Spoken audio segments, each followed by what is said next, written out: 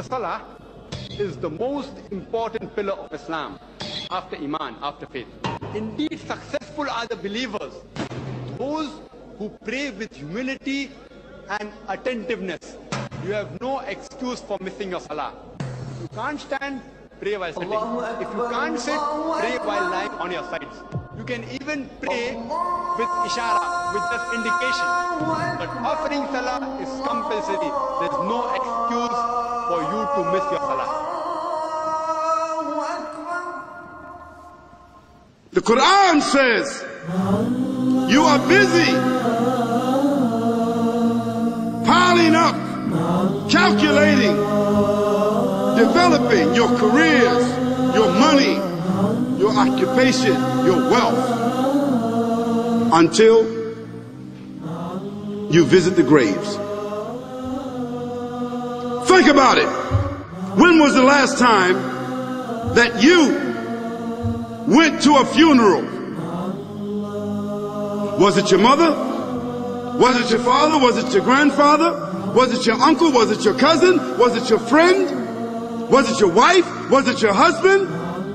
The last time that you visited the grave, when you went to a funeral and you saw that person whom you loved that was laughing, crying, live, boasting, wealthy, educated, denying, arrogant, whatever they were.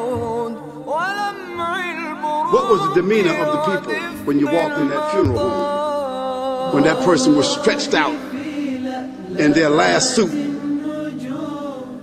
What was the demeanor? Were the people cracking jokes? Were they dancing?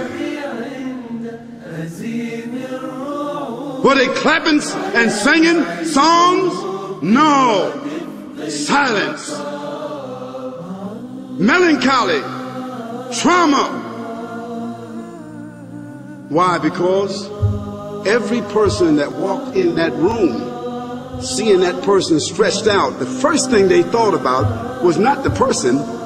The first thing they thought about was that one day this will be me. So Allah said, all of us, all of you are engaged in running your mouths, doing your business, multiplying, buying houses, cars, business, whatever you're doing. And when you're told about God, religion, life, morality, you're saying, look, I ain't got no time for that. I don't have time for that. I don't want to hear that. I don't even believe in God. Matter of fact, I don't even know if I'm going to die, and if I do, maybe I'm coming back again. As a matter of fact, science is so sophisticated that I think really that they're on the verge of being able to solve the whole thing of death soon. We ain't got to die. If we got enough money, we don't even have to die. See how arrogant people can be until they visit the funeral house. And then after you go to the funeral house, if you got the guts, if you're able to do so, you go to the grave. And now this is another scenario. And you say to yourself, is that it?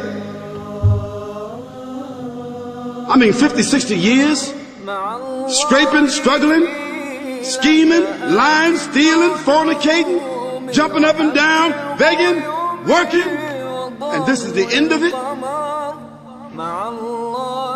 I mean, is this what's going to happen to me? Are they going to be dropping me into a hole in the ground? A hole in the ground, the same hole that a cat digs after it defecates.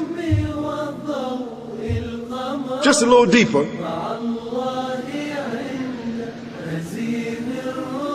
But for the same reason.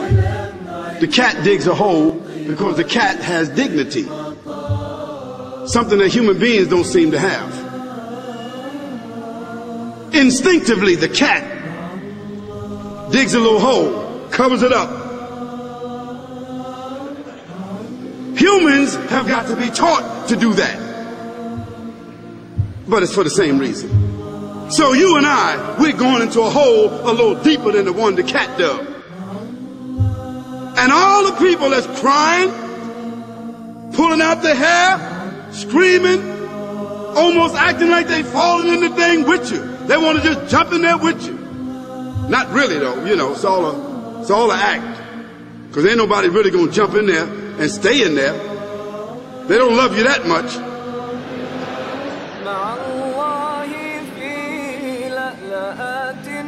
And then after all the shoveling get done, and they fill it up, and the box, you can't even see the box no more, the coffin that cost $5,000. I don't know what did they burn somebody in a $5,000 coffin for? I mean, if I was a funeral director, after they left, I would dig them back up and put them in another box and take that box back.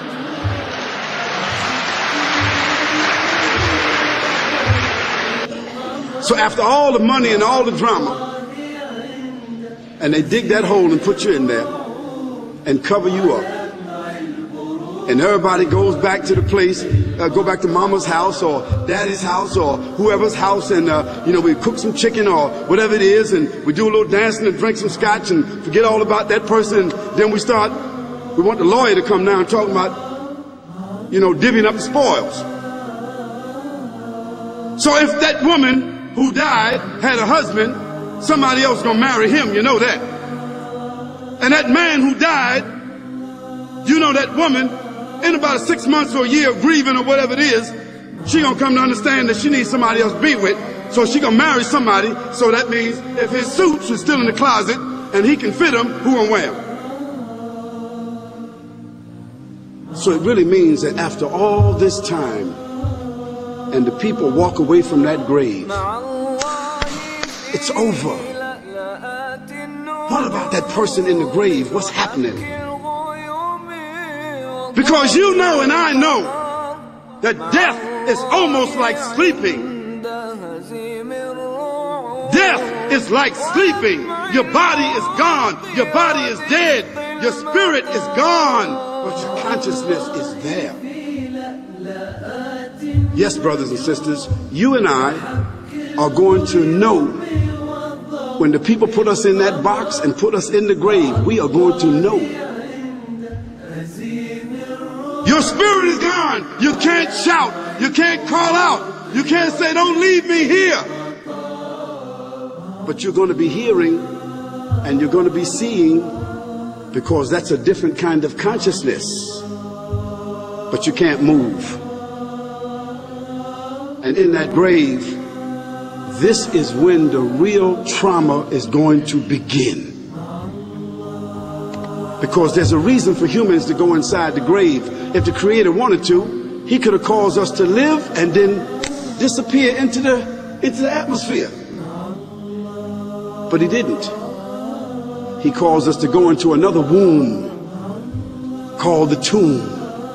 You started out in the womb of your mother, and you wind up in the womb of the earth called the tomb. From the womb to the tomb. This is the whole trip. And this is what you have to think about. That grave is going to be a place of drama and trauma.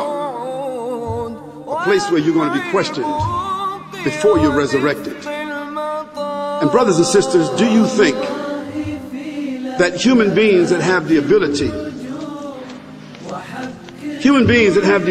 to take a piece of earth, dig it up, irrigate it, put down seeds, plant corn, whatever the case might be, the corn comes up, they harvest the corn, then after that what happens? They cut it down, dig it up again, put new seeds in there, and what happens after that?